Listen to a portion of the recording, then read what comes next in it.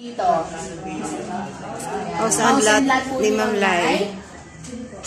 Yan. Ito po, nasa Block 30 lot 2, nasa 13 million. Ma'am Lai, magtataas pa tayo ng presyo dito. Mataas tayo na ng price. Oo, kasi ito, additional, maglalagay tayo additional 200. Magkano ang presyo natin?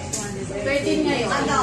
Magdadagdag yan ng 13,300 na yan. 13.3. Ayan, dito po kasi sa price na 13M, wala yung bakod pa nakasama. So, pinalagyan namin ng bakod. Baka kasi syempre, pangit naman tingnan, naka-open na open siya.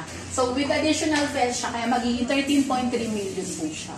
So, eto po, dun sa mga hindi pa familiar, modern contemporary, single detached siya. Ano nga yung detached?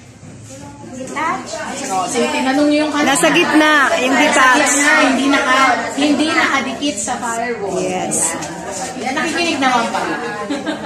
So, lot area po nito is 150. Ang floor area is 182. Meron po itong 4 na bedrooms, 3 bedrooms sa taas, isa sa baba. So, meron po siyang toilet and bath na 3, isa sa baba, isang common CR sa taas, at saka isa sa master bedroom. Yung master bedroom po, meron siyang walk-in closet, at saka 2-car garage din po yung kasya dyan. So, ayan. Ito na po yung kanyang construction update. Matatapos na po ito by September. Nasa finishing phase na po sila. Bilhin na, guys. Na lang. So, nakikita nyo, meron na siyang tiles. Tapos, yung maglalagay na lang po ng mga fixtures, mga sanitary fixtures. Yun. Brand new talaga.